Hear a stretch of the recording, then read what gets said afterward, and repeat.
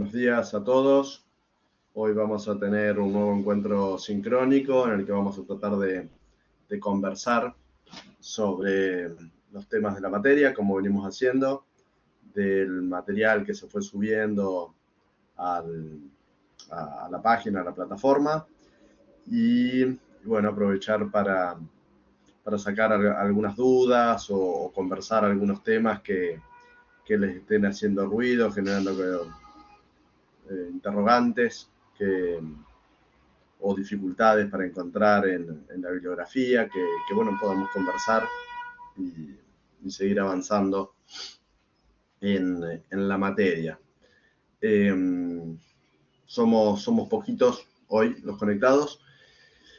Yo lo que tenía pensado un poco como para disparador, que era lo mismo que habíamos hecho en el foro, era conversar un poco de esto de las elecciones de medio término, que como tal no suele ser un tema de bolilla de programa, pero a partir del razonamiento sobre este tema, bueno, van surgiendo más claro cómo se relacionan los distintos institutos que vamos viendo a lo largo de la materia y cómo en última instancia la Constitución, los artículos de la Constitución van jugando en una dinámica particular.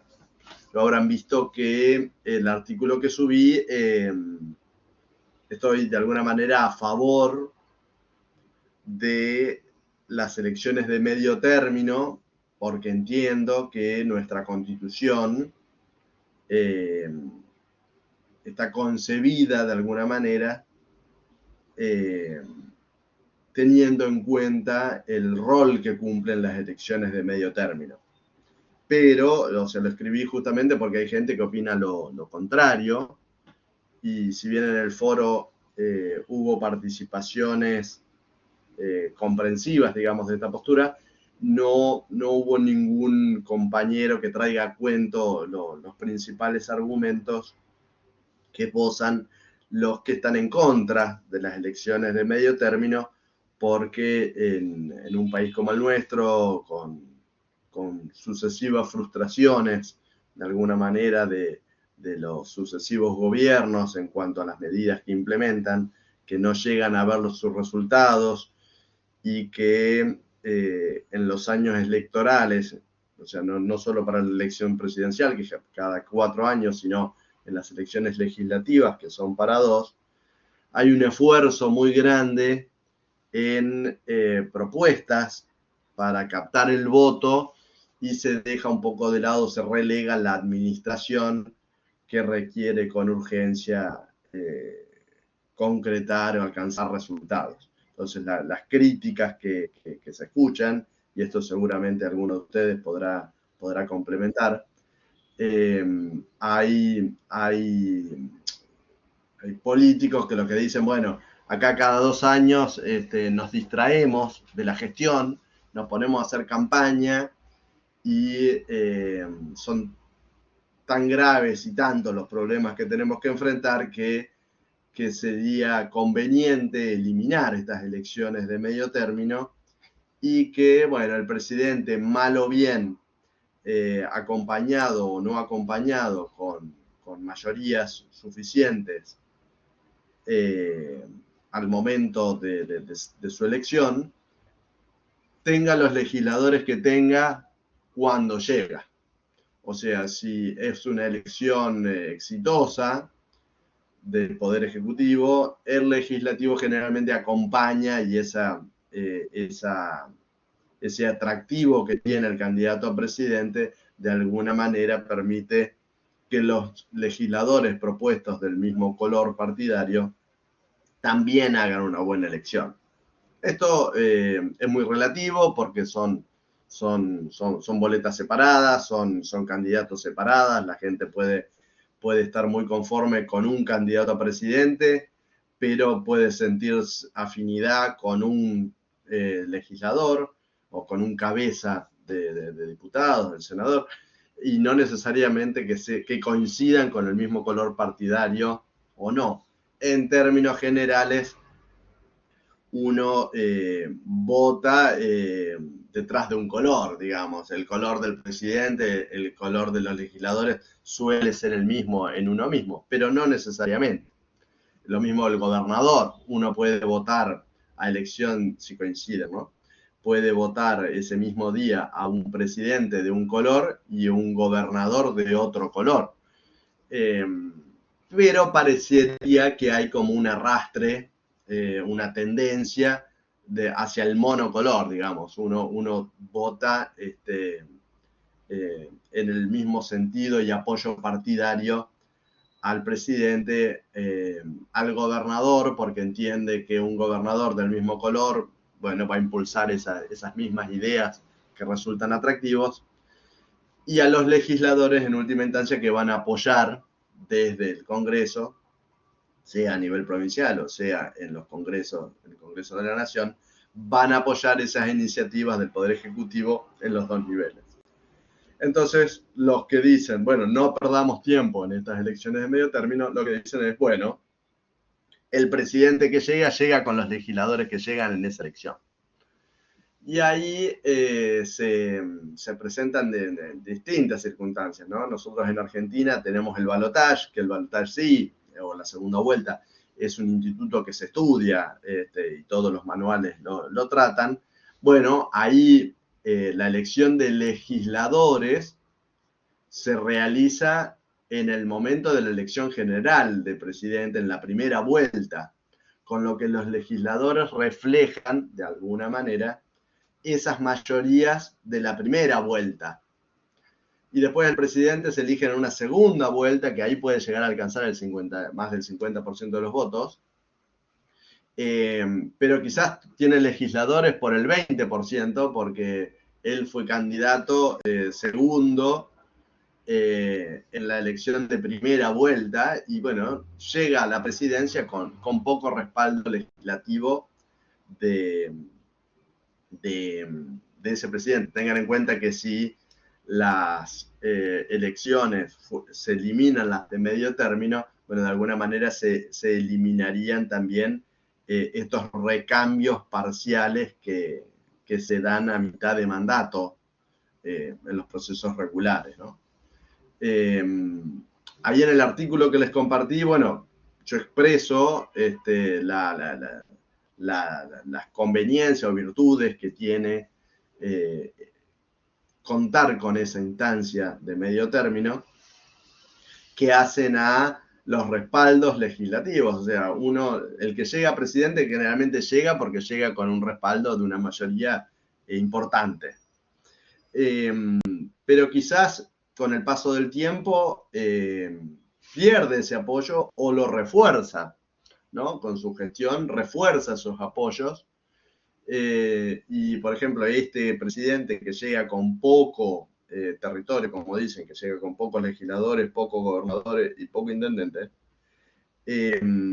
si hace una buena gestión, en el 2015 seguramente va a lograr mayores respaldos legislativos que con los que tiene actualmente. Contrario censo, si le va mal, va a mantener seguramente muy pocos legisladores.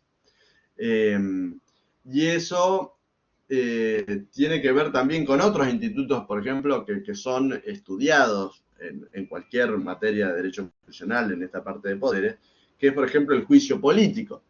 El juicio político, como es impulsado por la Cámara de Diputados y resuelto por la Cámara de Senadores, la composición del Congreso, en un momento o en otro, hace a las perspectivas de triunfo o no triunfo. Ahora, estos días,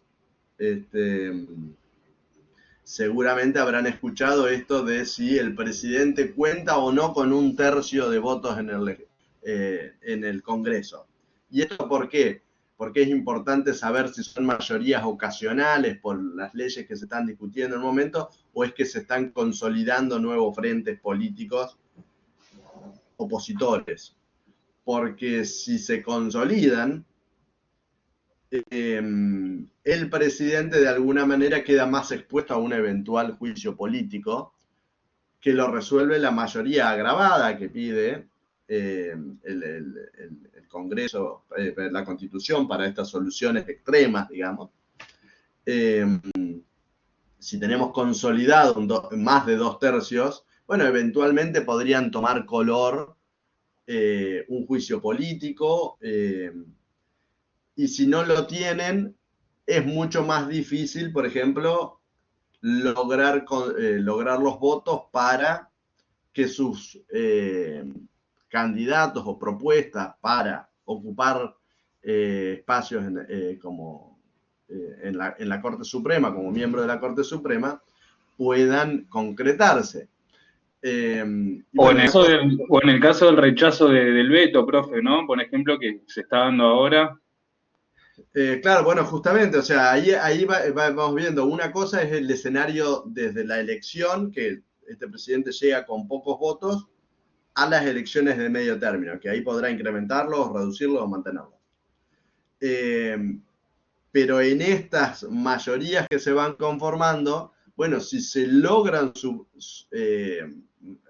establecer estas mayorías de oposición con cierto grado de cohesión, que todo proyecto que venga del Poder Ejecutivo será rechazado, y las propuestas que nazcan en el Legislativo van a sancionarse para que el presidente las promulgue, pero el presidente las veta, bueno, el Legislativo puede volver a insistir con sus proyectos si alcanza determinadas mayorías. Bueno, por esto es importante ver cómo están conformadas las mayorías de la oposición parlamentaria. Por eso las elecciones de medio término vienen de alguna manera a darle un respiro o un problema al presidente. Claro, como pone usted, que también funciona a modo de como descompresor social también, ¿no? Porque se da a la mitad del mandato del presidente la oportunidad a la gente también de que acompañe o no ese proyecto, como dice usted. Y en la nota hace referencia a Popper usted, y está bien, yo comparto también eso de que si no, ¿para qué vamos a votar? O sea, que gobiernen los mejores y ya está, digamos. En definitiva, también el ejercicio de poder, democráticamente de poder elegir o no, tal cual lo dice la Constitución, ¿no? En el artículo 54 en la parte del Senado y en el artículo 45, 46 concordante en la parte de diputado, ¿no? Que yo creo también que ahí se da esto de la representatividad de las provincias, ¿no? Y entendemos también el Estado federal, porque por un lado, a más cantidad de habitantes pueden tener una provincia puede tener más cantidad de habitantes y en definitiva tener más diputados, y otra más pequeña quedar con menos diputados, pero bueno, el Senado trata, me parece a mí, ¿no? No sé, trata de compensar eso diciendo que bueno, que serán 3 senadores por cada provincia, por la ciudad de Buenos Aires, ¿no? Como tratando de hacer real la federalización de la nación, por decirlo de alguna manera, en la representatividad del organismo bicameral, ¿no? Claro, claro. Bueno, sí, justamente acá a mí lo que me parece atractivo de este tema, más allá de la postura que yo manifesté en ese artículo, y casi que le pido disculpas Yo estoy de acuerdo con usted igual, profe, ¿eh? No, pero digo, acá hay proyectos legislativos de distintos colores, ¿no? Acá un alumno indicó un proyecto, si quiere hoy opositor, pero hay de los distintos partidos, hay gente que piensa en las ventajas de tener estas elecciones solo acompasando la del Ejecutivo, y no a mitad para evitar distracciones. Pero bueno, pareciera o que la Constitución como tal, en las constituciones liberales, lo que se busca en realidad es contener al Estado, en sus 3 poderes, de los abusos a la persona de a pie, a la real, a la que decide vivir en comunidad con un Estado. Porque uno le da muchas potestades. Si tenemos un presidente, legisladores de mayoría de nuestra afinidad política, bueno, fantástico. El problema es cuando estamos en minoría. si le damos rienda suelta al Estado, el Estado, bueno, nos puede terminar de alguna manera deglutiendo, y por eso es justamente que se buscó estos contrapesos. Entre otros contrapesos está este que señalabas, Juan, de en el Estado federal argentino, de decir, bueno, acá hay localidades más pobladas que otras, bueno, ¿cómo nos sentamos a negociar una ley? Profe, Eh, sí, creo que ahí yo concuerdo con usted, pero hoy, actualmente, hablando políticamente, hay sí, provincias que no tienen definido su color político, y que la diferencia la va a hacer Córdoba y Buenos Aires al tener un más grande, ¿cómo es? eh, un mayor número de personas, eh, sí, hablando electivamente. Y si bien Córdoba es, eh, tiene la diferencia entre Yarlora, que representa, y Juez, que representa a la UCR, y Yarlora representa, ahora se tiró para el lado de Milei, que son políticamente incorrectos, es una provincia netamente radical, si así lo dijere. Pero Santa Fe y Mendoza se está decidiendo qué rol van a tomar justamente. No sé si me explico. a ver, creo que hay varias cuestiones. Eh, Acá desde la cátedra tratamos de no teñir de la cuestión política de la coyuntura, tratamos. Pero es inevitable porque los temas de actualidad tienen tanta relación con la materia que sería un desperdicio no traerlos a cuento, así que te agradezco que traigas esta percepción que estás teniendo vos sobre las elecciones. Sobre la provincia de Córdoba, que tiene una larga tradición radical, digamos, creo que eso fue así hasta Angelosa. Después ya vino de la Sota y de la Sota con Schiaretti, y hoy de alguna manera sigue una continuidad de administración no radical. Pero la provincia de Córdoba tiene un peso muy importante dentro, sin duda, dentro de lo que es el radicalismo, por los referentes que ha sacado desde antes de la vuelta a la democracia y después, a hoy. Y es una provincia de las provincias numerosas, digamos, Claro, distritos de la zona centro, ni hablar sí. Capital Federal y provincia de Buenos Aires, Son sino los que Santa Fe, definen, digamos, Córdoba, Mendoza, de alguna manera definen la elección la elección, sí.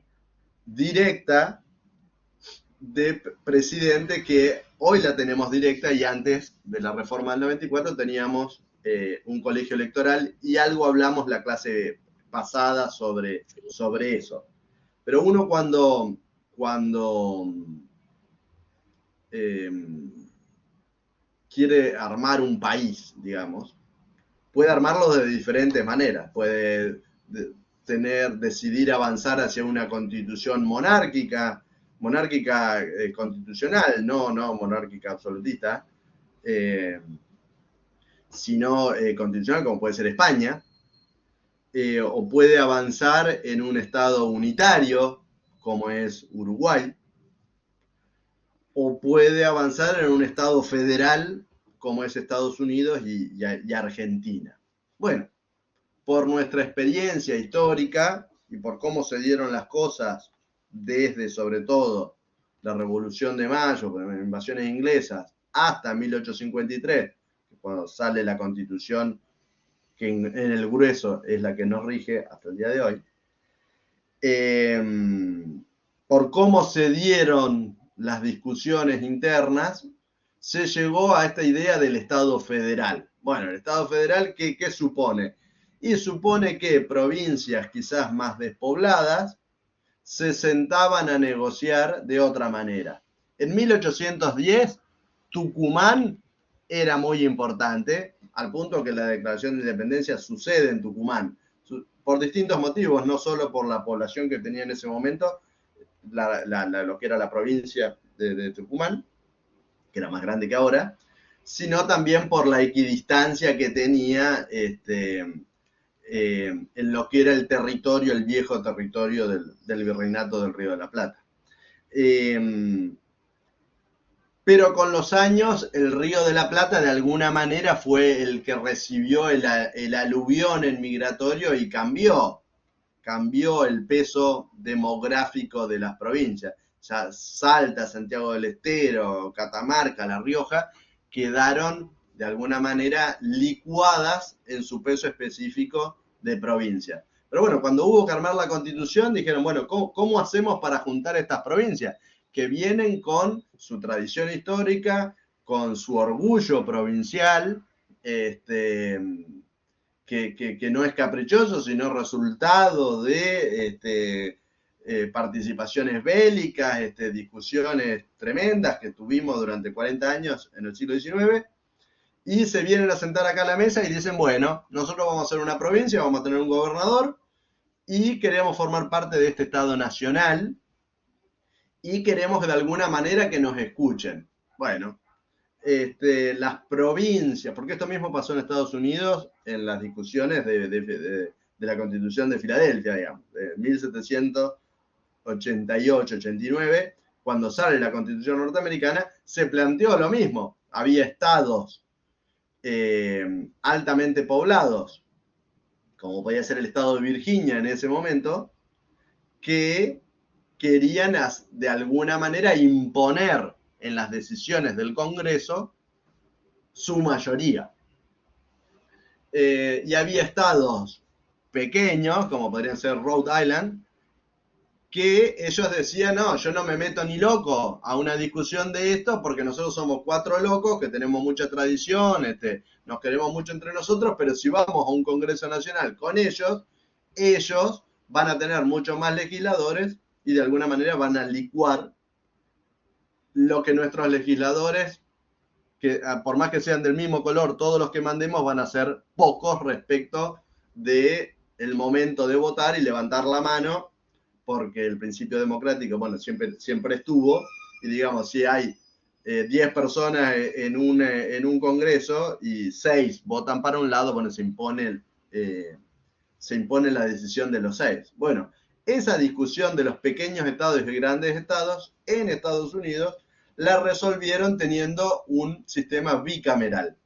De hecho, les voy a subir al foro, les voy a compartir, está en inglés, pero quizás se consigue en español o quizás se consigue subtitulado. Yo le voy a pasar el que encuentre. Si lo encuentro con subtitulado, se lo subo con subtitulado. Si lo encuentro en inglés, se lo comparto en inglés y algún compañero que se tome el trabajo de buscar uno en internet, que fue la intervención de un miembro de la Corte de Estados Unidos refiriéndose a la importancia del sistema bicameral o a las particularidades del sistema bicameral.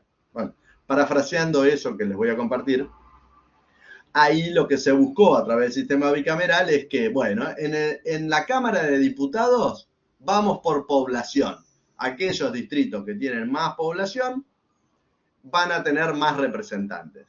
Aquellos que tengan menos población van a tener menos. Y aquellos que casi no tienen población, les vamos a reconocer una sobrerepresentación, porque la cantidad de legisladores es un múltiplo de cantidad de habitantes.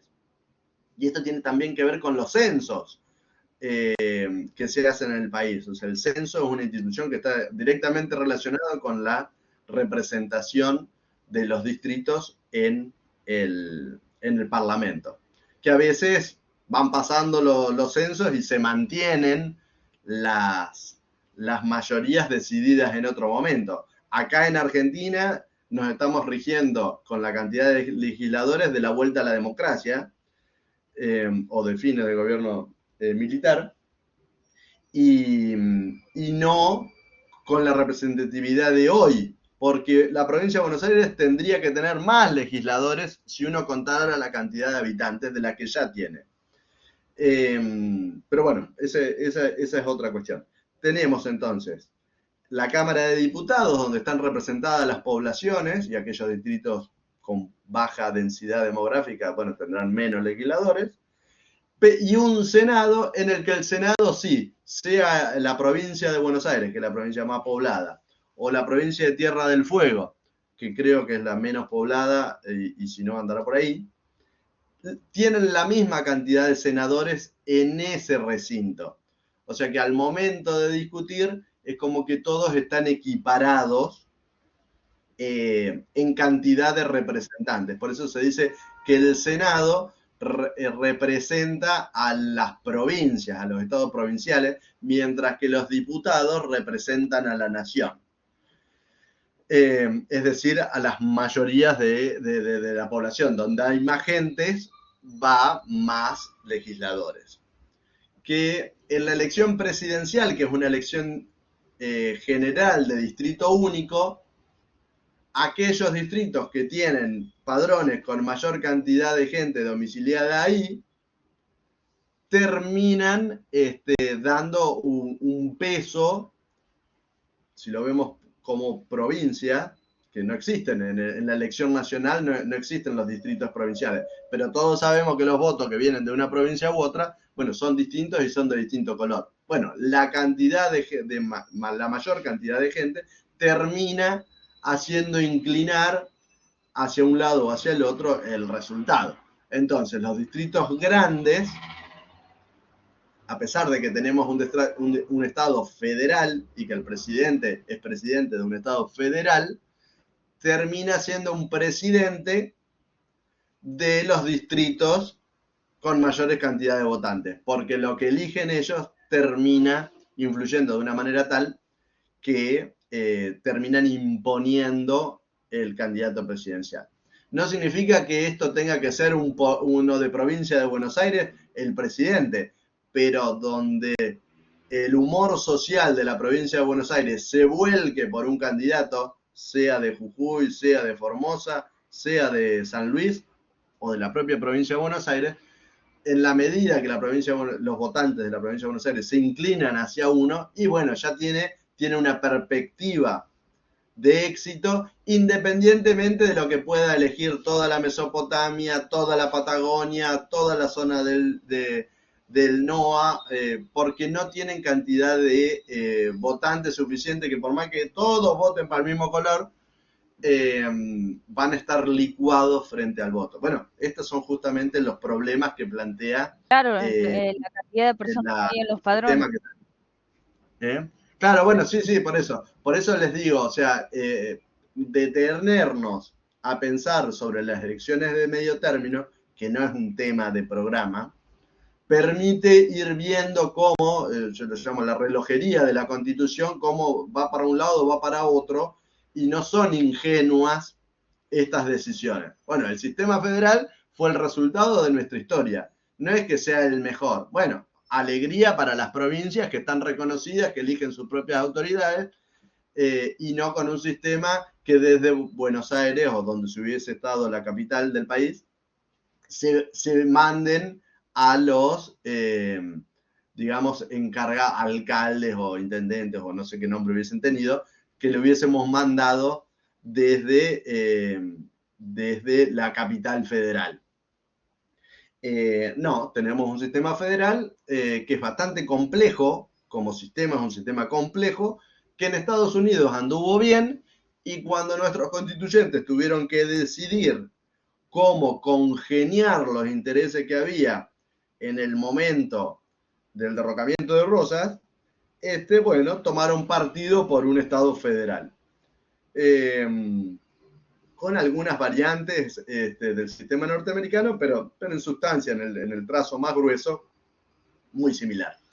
Y a Argentina le fue bien más o menos hasta la Primera Guerra Mundial, o un poco más, hasta la crisis del 30, le fue bien con ese modelo. Bueno, a partir de esa época, por diversos factores, no solo políticos, bueno, a Argentina le costó encontrar un sistema estable de gobierno, que que nos llevó a que ahora estemos festejando los 40 años de democracia ininterrumpida, y no los 150, ¿no? Los 170 años.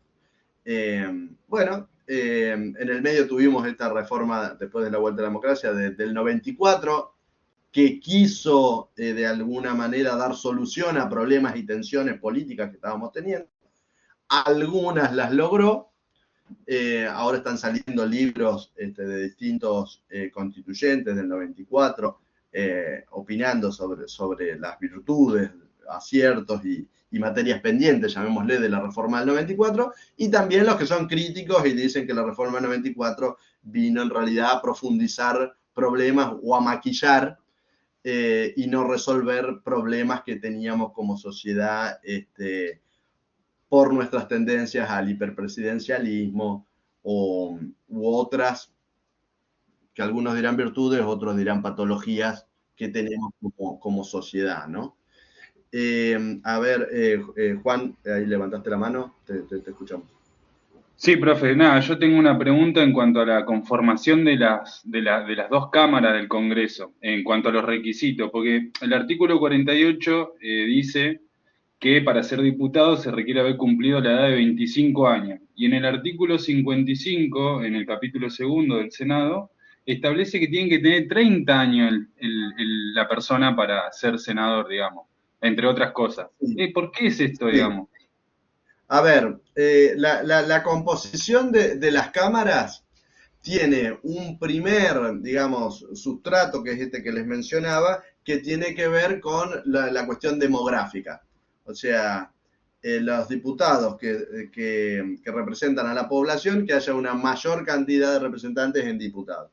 Y en el Senado, que sea una cantidad iguales de todas las provincias, estén representadas igual, y en el caso de Buenos Aires, que es una ciudad atípica para todo el país, que también tenga 3 senadores. En el caso de Washington, en Estados Unidos, Washington no el estado, sino Washington Distrito Federal, ellos no tienen senadores.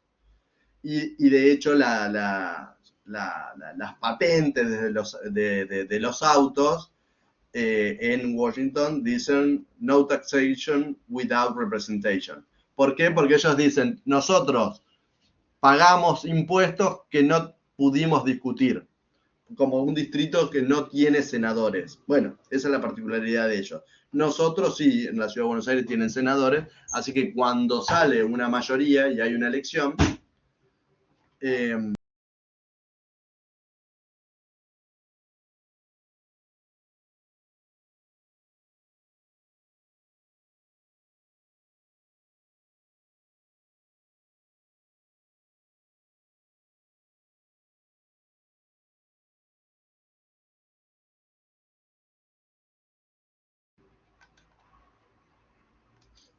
perdón, tuve un incidente doméstico.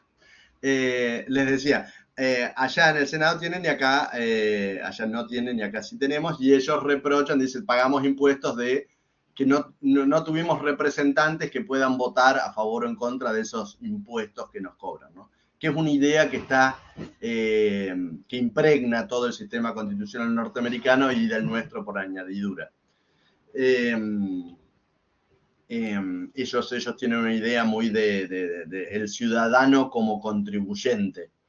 En Argentina y en la tradición continental europea, te diría que esa idea de ciudadano con lo que llaman el taxpayer, el que es el contribuyente, digamos, no está tan afín. Pero en Estados Unidos dicen, bueno, nosotros armamos este Estado a partir de los socios de un club que pagan la cuota de un Estado con los impuestos. Entonces, nosotros vamos al legislativo y nos interesa que nuestros legisladores y sobre todo nuestros representantes directos, que son los diputados, impulsen impuestos que nosotros estemos de acuerdo en pagar. Y en Argentina nosotros tenemos eso, que es la Cámara de Diputados las que debe impulsar los proyectos legislativos de contribuciones de impuestos. Pero bueno, esta salvedad. Entonces le decíamos, en la primera línea de esta división de 2 cámaras está esto de las poblaciones y de equipararlo en otra cámara. Después, el Senado como tal es un instituto que viene de Roma. Roma son los romanos, el Senado y el pueblo romano, decían los estandartes. El Senado es la figura típica de la República Romana. ¿Y quiénes eran los senadores? Había distintas provincias, sobre todo Julio César, de los problemas que va a tener es que él quiere incorporar los cónsules. Al Senado. Los cónsules, decía que los cónsules eran senadores. O sea, no eran senadores, sino que... Ahí, a ver, no me quise meter en el tema cónsul, pero el tema cónsul de alguna manera es parecido a nuestros sistemas parlamentarios en las que llamémosle el primer ministro o lo que sería nuestro presidente es alguien del parlamento. O sea, de acuerdo a cómo están las mayorías en el Parlamento, eligen un líder y ese líder toma las riendas del Poder Ejecutivo. En nuestro sistema nosotros tenemos un Poder Ejecutivo y tenemos un Parlamento. Ese Parlamento puede acompañar o no acompañar lo que decide el Poder Ejecutivo, pero lo tiene que aguantar de alguna manera al representante del Poder Ejecutivo. En los sistemas parlamentarios siempre el primer ministro encarna la mayoría del momento. ¿Cuál es el problema o la debilidad? Es que cuando se reconfiguran las mayorías en el sistema parlamentario, el primer ministro pierde poder y tiene que renunciar, y por eso habrán visto que en Inglaterra ahora hubo una vidilla de cambios, o en Italia de tanto en tanto que tienen esos sistemas, van cambiando. En Francia de alguna manera ellos tienen presidente y tienen primer ministro, tienen las 2 figuras. Pero los primeros ministros a veces van cambiando, porque tiene que ver con cómo está la composición y los apoyos en el sistema parlamentario. Quiero volver a esto del Senado. El Senado como institución romana, los senadores eran aquellos políticos de toda la vida que en un sistema cerrado como era la sociedad romana, o bastante cerrada, eran los patricios, o sea, eran los pater familia, digamos, de esas viejas familias romanas primero, y después, bueno, se fueron agregando primero de la península itálica y después ya del resto de los territorios conquistados por los romanos, fueron mandando al Senado esos señores mayores que daban su luz verde o no a las políticas que querían llevar adelante los cónsules. Ahí la palabra senil, que es para las personas mayores, ¿no? Que tienen procesos de senilidad, bueno, comparte la etimología justamente con Senado, porque el Senado se suponía que eran, en términos triviales, los viejos de la tribu, digamos, que ellos, por su experiencia, y porque, bueno, de alguna manera eran los caciques de las familias, su criterio era muy valorado. Bueno, en el Senado, de alguna manera, arrastra esa vieja idea. La República Romana, hasta Julio César, que a Julio César lo terminan matando como cónsul vitalicio, porque justamente decían que se había autoproclamado rey y Roma estaba en contra de esas tradiciones, y además estaba de novio con Cleopatra, que era una faraona de la última de los Ptolomeos. No les gustaba nada. Los romanos lo matan, y bueno, el que se termina quedando lo matan en el Senado. En la entrada del Senado, los senadores lo matan.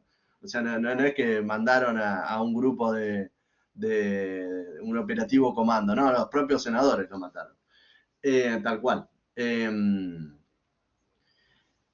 Y termina viniendo, bueno, el periodo imperial, ¿no? Que nace con Augusto. Que Augusto ni siquiera se consideraba emperador, él de alguna manera, él se consideraba un príncipe que estaba medio en transición y la idea era volver a la república, pero bueno, ya con Trajano, con Trajano no, con Tiberio, ya queda claro que ahí había nacido un imperio.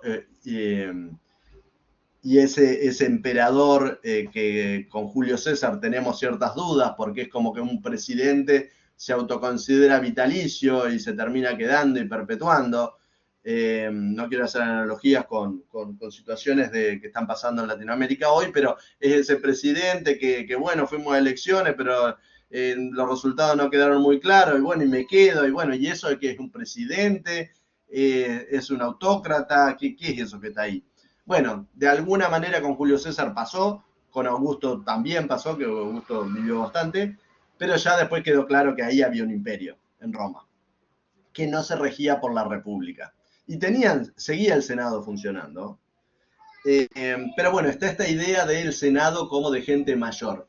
Y pocos, ¿no? Pocos. Ya en el Senado creado por los norteamericanos era esta idea de 2 representantes, únicamente por estado, no 3 como tenemos acá en Argentina desde la reforma del 94.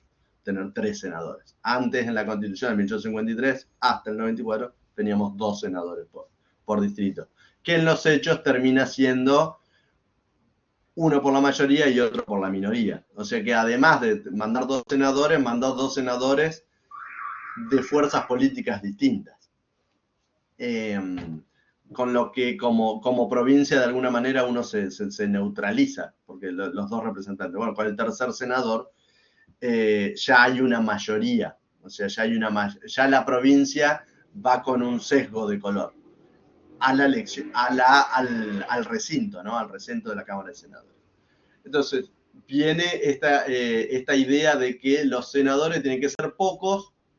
También, si habrás visto los requisitos económicos, si bien eso no se usa en la práctica, también supone que tiene que tener una mayor holgura económica el senador que el diputado. Claro, eso vendría a ser por lo que era honorífico el cargo en Roma, por ejemplo, y ahora se tendría una relación. A breva de distintas tradiciones, pero ahí voy a tratar de explicarles. De explicarles alguna cosita. Hago un paréntesis. Por favor, no me hagan preguntas como la que hicieron recién de la fecha del parcial, que sí es el 10 de octubre. No solo porque distraen, sino porque las pueden hacer en el foro y tratemos de optimizar tiempo. Hago esta pausa para evitar otras preguntas. Esta ya la respondí. Que está perfecto que las hagan, pero no tratemos de no usar las clases sincrónicas para preguntas que son cosas que se pueden tratar en el foro. A ver, estábamos diciendo entonces, la tradición del Senado tiene esta idea de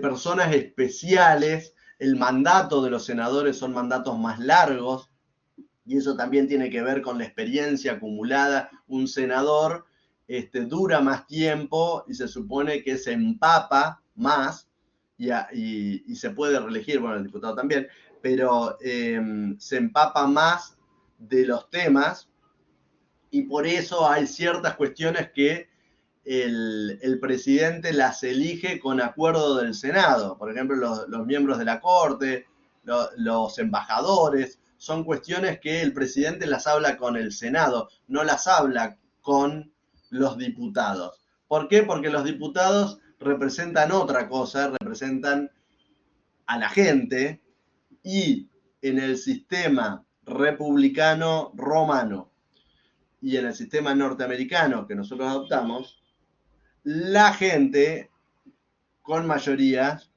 es vista con cierto recelo. Si bien tenemos un sistema popular, una democracia representativa, las constituciones como la nuestra de alguna manera desconfían de lo que tiene en la cabeza la mayoría de la gente hoy. Sí confía en el trazo grueso de lo que piensa la mayoría y de hecho pone en cabeza de la mayoría la soberanía. Pero así como desconfía del presidente y al presidente le dice esto no lo podés hacer y tenés limitaciones, también a la mayoría le dicen, bueno, porque ustedes son muy volátiles como población. Un día piensan en una cosa y sacan la banderita, 2 meses después piensan todo lo contrario y con total impunidad. Y de alguna manera está bien que sea así, pero lo que dicen es no me hagas como barco colectivo, como país, ir a los tumbos de lo que son tus antojos y preferencias del momento. Entonces, las elecciones de medio término no son elecciones por la totalidad de los miembros de la Cámara. No, se modifica solo una parte, se van modificando por tercios.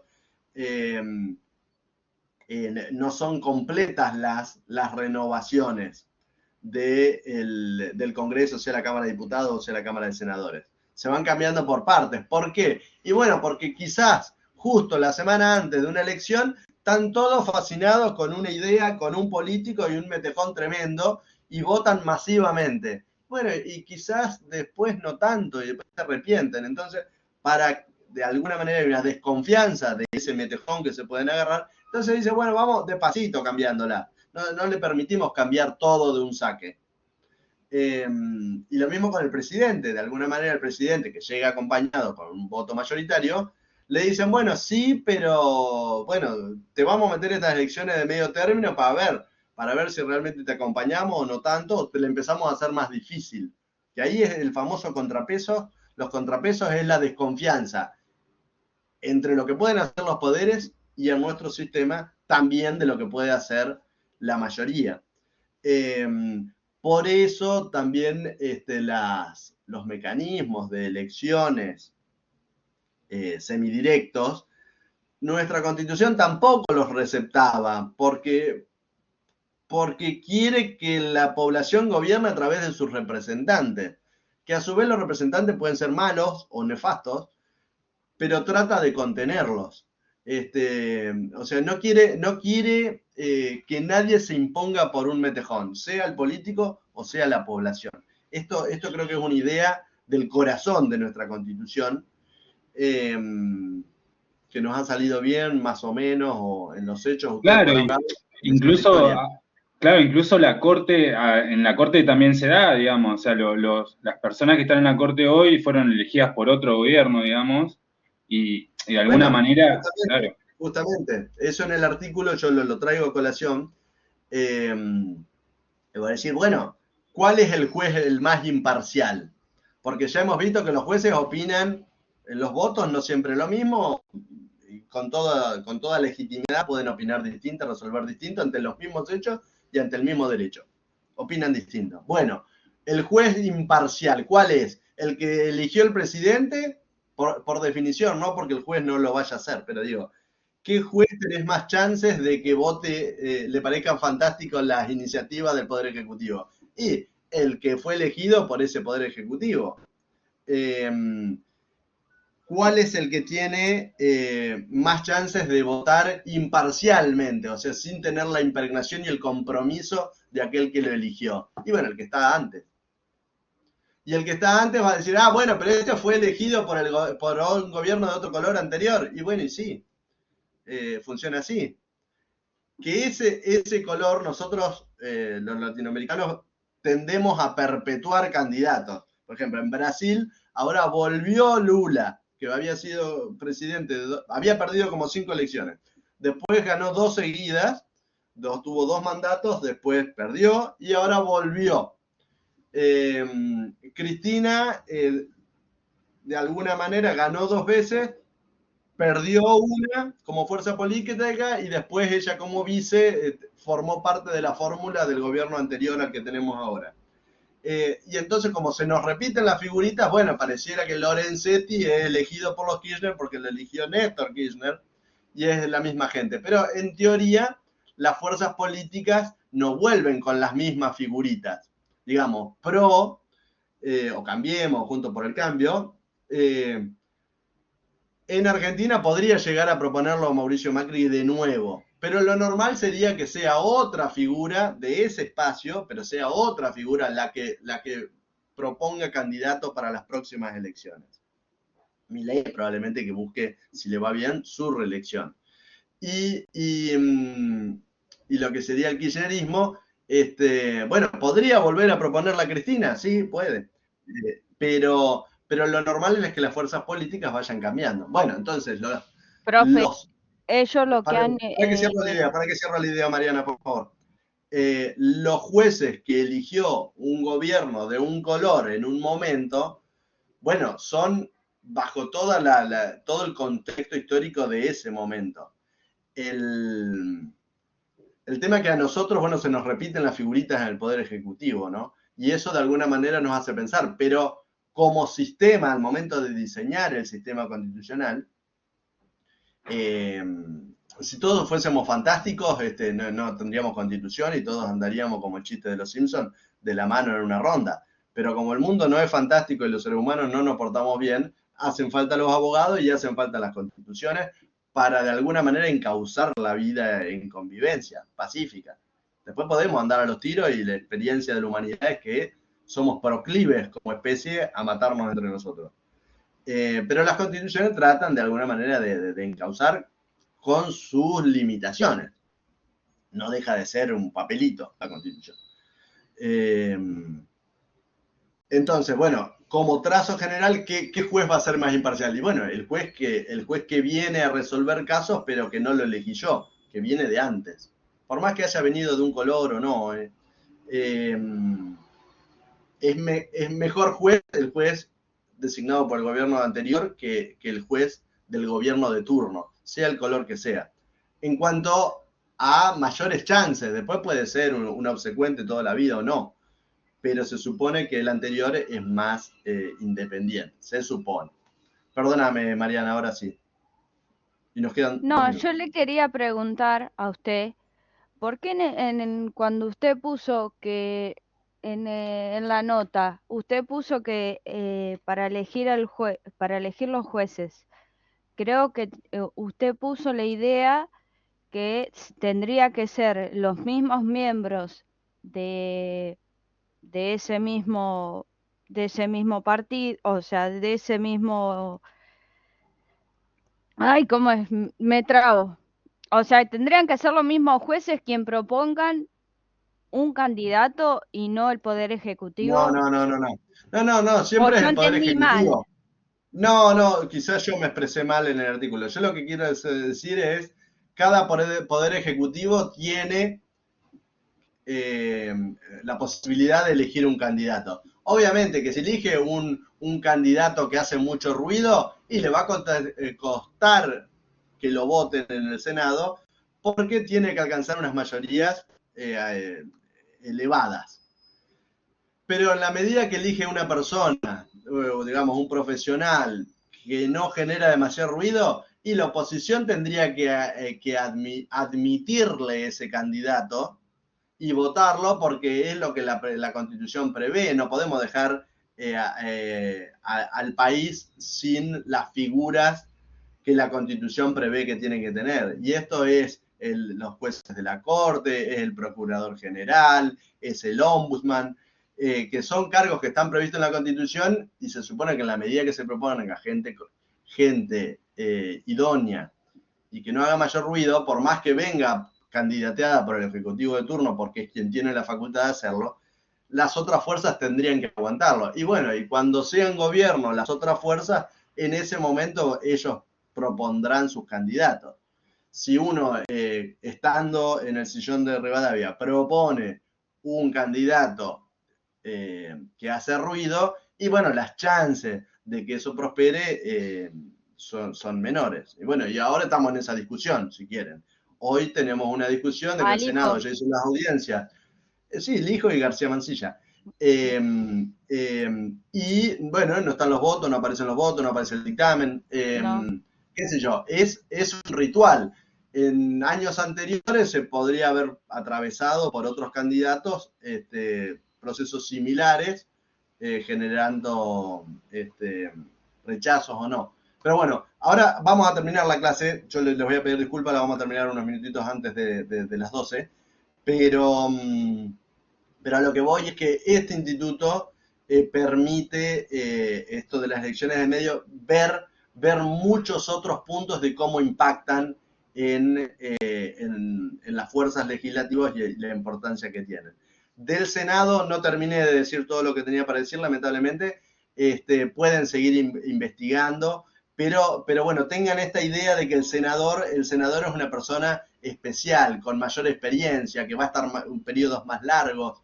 Viene de una vieja tradición de que estén los caciques de cada familia, de alguna manera, representadas en el Senado, que no es lo que pide o lo que absorbe la Cámara de Diputados, que al ser proporcional a la población siempre es más proclive a recibir cualquier cosa. Y para que tengan como ejemplo, cuando los movimientos piqueteros arrancaron allá en la década del 90, rápidamente lograron tener un piquetero en el recinto como diputado.